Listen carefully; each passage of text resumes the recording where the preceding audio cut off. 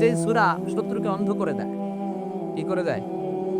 এই সূরার প্রথম ৯টা আয়াত যদি বিপদে পড়ে শত্রুর কবলে পড়ে আপনি তেলাওয়াত করেন, শত্রুর চোখ তারে অন্ধ করে দিবে কে? বিশ্বনবী মক্কা থেকে যখন মদিনায় যায়, হিজরতের সময় বিশ্বনবী সূরাত ইয়াসিনের প্রথম ৯টা আয়াত তেলাওয়াত করলেন। তেলাওয়াত করে আল্লাহর নাম নিয়ে ঘর থেকে বের হলেন। আশেপাশে কাফেররা ঘুরে কিন্তু বিশ্বনবীরে দেখে না। সবাই খালি এরকম এরকম করে। ডানে বায়ে হাতায় বিশ্বনবীর সামনে দিয়ে যায়, কিন্তু কাফেরদের চোখ অন্ধ করে দিয়েছে কে? এজন্য কোরআন তেলাওয়াত করলে কাফেরদের চোখকে অন্ধ বানায় দেয় কে? এজন্য সূরার একটা নাম হচ্ছে সূরাতুল মুইম্মা। কি নাম? অন্ধ করে দেয়। তাফসিরে কুরতুবীর মুসান্নিফ ইমাম আল কুরতুবী উনাকে জালিম বাদশা বন্দী করেছিল। ওনার তাফসিরে এসেছে উনি শক্তিশালী লোক ছিলেন, জেলখানা ভেঙে বাঁচার জন্য দিয়েছে দৌড়। উনারেও ধরার জন্য জালিম বাদশার সৈনিকেরা ঘোড়া নিয়ে রওনা হয়েছে। উনিও দৌড়ায়, ঘোড়াও পেছন থেকে আসে। ওমিয়া মানুষ কি ঘোড়ার দৌড়ের সাথে পারে? উনি হাঁটতে হাঁটতে হয়রান হয়ে এক বালুর ময়দানে যেয়ে ধপাস করে পড়েছে। ওরাও ঘোড়া দিয়ে এসে নেমেছে, কিন্তু আজীব তামাশা, উনি বালুতে ধপাস করে পড়েই সূরাত ইয়াসিনের প্রথম ৯ আয়াত তেলাওয়াত করতে শুরু করেছেন। ওরা নিচে নেমে ডানে বায়ে সামনে পিছনে খালি খুঁজে, কিন্তু দেখে না, সামনে কিন্তু বসা। ওদের চোখটা অন্ধ করে দিছে কে? বিশ্বাস হয়? ঈমান হয়? এজন্য বিপদে পড়লে সূরাত ইয়াসিনের প্রথম ৯ আয়াত পড়তে রাজি আছেন? আল্লাহ তুমি তৌফিক দাও। আরো জোরে পড়েন আমিন। এজন্য আল্লাহ চমৎকার এভাবে এই সূরাটা শুরু করে দিলেন। ২টা কাটা অক্ষর দিয়ে আল্লাহ বললেন ইয়াসিন ওয়াল কুরআনিল হাকীম ইন্নাকা লামিনাল মুরসালিন আলা সিরাতিম মুস্তাকিম। পড়েন সুবহানাল্লাহ। ইয়াসিন সূরাটা শুরু করলেন কি দিয়ে? এটা কি কোনো বাক্য? এটা কি কোনো শব্দ? এটা কি অক্ষর? ২টা। প্রথম অক্ষরের নাম, দ্বিতীয়টা আওয়াজ করে বলেন, প্রথম অক্ষরটার নাম, দ্বিতীয়টা খুব চমৎকার না? বাক্য দিয়ে এই সূরাটা শুরু করে নেয়। যেমন ইযা জুলজিলাতিল আরদু জিলজালাহা, এই সূরার প্রথম আয়াত, এটা একটা বাক্য না? ওয়াদ-দুহা ওয়াল-লাইলি ইযা সাজা, বাক্য না? কিন্তু ইয়াসিন এটা কি কোনো বাক্য? এটা কি কোনো শব্দ? না, এটা কাটা ২টা অক্ষর। সুবহানাল্লাহ পড়েন। আল্লাহ ১১৪টা সূরার প্রায় ২৯টা সূরা এরকম কাটা কাটা অক্ষর দিয়ে শুরু করেছেন। সুবহানাল্লাহ নাই? এই ২৯টা সূরা কখনো আল্লাহ একটা অক্ষর দিয়ে শুরু করেছেন, কখনো ২টা অক্ষর দিয়ে, কখনো ৩টা দিয়ে, কখনো ৪টা দিয়ে, কখনো ৫টা দিয়ে। একটা অক্ষর দিয়ে আল্লাহ কোরআনের সূরা শুরু করেছেন। এরকম একটা সূরা বলেন। নুন ওয়াল কলামি ওয়া মা ইয়াসতুরুন। নুন, নুন দিয়ে সূরা শুরু হয়ে গেছে। তারপরে কফ, এক অক্ষর দিয়ে সূরা শুরু হয়ে গেছে। সুবহানাল্লাহ পড়েন। এবার বলেন ২ অক্ষর দিয়ে সূরা শুরু হয়েছে এরকম সূরা বলেন। এত দূরে যান কেন? এটা আছে না নাই? ইয়াসিন, সুবহানাল্লাহ পড়েন। ইয়াসিন ২ অক্ষর দিয়ে। তারপরে হামিম। এবার ৩ অক্ষর দিয়ে আল্লাহ সূরা শুরু করছেন এরকম। আলিফ লাম তা সিন মিম। আল্লাহু আকবার। আবার ৪টা অক্ষর দিয়ে সূরা শুরু হয়েছে এরকম আছে না নাই? আবেশ সাহেব কোন? আলিফ লাম মিম র, আলিফ লাম মিম সদ, আছে না নাই? আবার ৫টা কাটা অক্ষর দিয়ে সূরা শুরু হয়েছে এরকম সূরাও আছে না নাই? সূরা মারিয়ামের শুরুতে কি আছে? কাফ হা ইয়া আইন সদ। সুবহানাল্লাহ পড়েন। এরকম প্রায় ২৯টা সূরা আল্লাহ কাটা কাটা অক্ষর দিয়ে শুরু করেছেন। কোনো বাক্য দিয়ে নয়, কোনো শব্দ দিয়ে নয়। কি দিয়ে? হারফ দিয়ে, হারফ। এই হারফগুলোরে বলে হুরুফ আত-তাহাজ্জি বা হুরুফ আল-মুকাত্তাআত, কাটা কাটা অক্ষর। মনে রাখবেন কোরআনের আয়াতগুলো ২ ভাগে বিভক্ত, একটা মুহকাম, একটা মুতাশাবিহ। মুহকাম মানে যেগুলোর অর্থ আমরা জানি, যেগুলোর ব্যাখ্যা আমরা জানি, যেটা ইন্টারপ্রিটেশন, এক্সপ্লেনেশন আমাদের জানা আছে। আর মুতাশাবিহ আমরা অর্থ জানি না, আমরা ব্যাখ্যা জানি না, এটা দিয়ে আসলে কি বুঝাইছে আমরা কেউ জানে না। জানে একজন, চিল্লায় বলেন তিনি কে? আল্লাহ বলেন ওয়া ইন কুনতুম ফি রাইবিম মিম্মা নাযালনা আলা আবদিনা ফাআতু বিসূরাতিন মিন মিসলিহি ওয়াদউ শুহাদাআকুম মিন দুনিল্লাহি ইন কুনতুম সাদিকিন।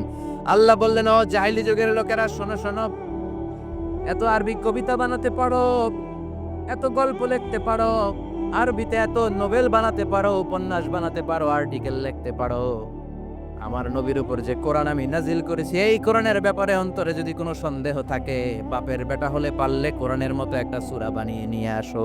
পারছে? কিয়ামত পর্যন্ত কেউ পারবে? বিষ্ণুনবী যেই জামানাতে এসেছিলেন, ওই জামানায় আরবি ভাষা সাহিত্যের উৎকর্ষতা সাধিত হয়েছিল। আরবি ভাষার এতটা উৎকর্ষ পৃথিবী কখনো দেখে নাই। কবিতা, গদ্য, পদ্য, গল্প, উপন্যাস, রচনা, প্রবন্ধ, আর্টিকেলের শয়লা, এই ভাষা সাহিত্যিকদের চোখে আঙ্গুল দিয়ে আল্লাহ বুঝাতে চাইলেন, এত অর্থ করতে পারো, এত ব্যাখ্যা জানো, এত বড় বড় বুলিয়া ওড়াও, এত কিছু তুমি জানো, তাহলে বলো ইয়াসিন অর্থ কি? সুবহানাল্লাহ কইবেন না? তাইলে বল, নুন অর্থ কি? কফ মানে কি?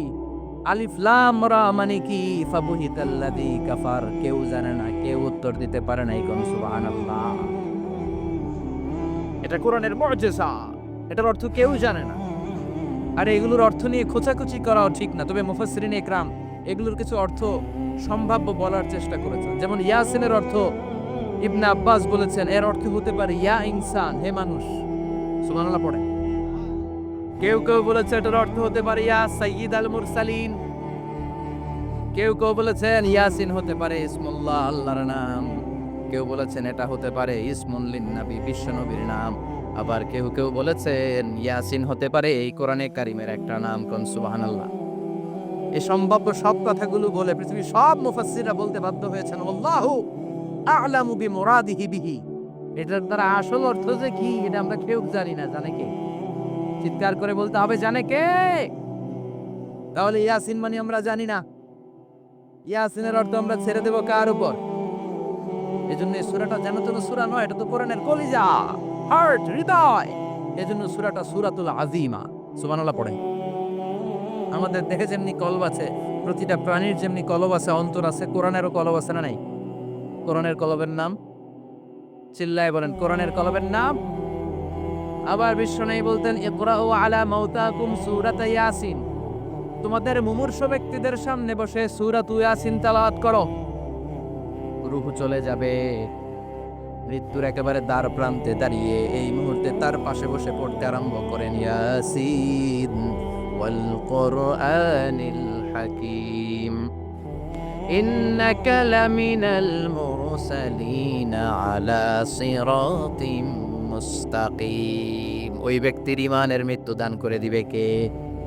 মৃত্যুর কষ্ট হালকা করে দিবে কে?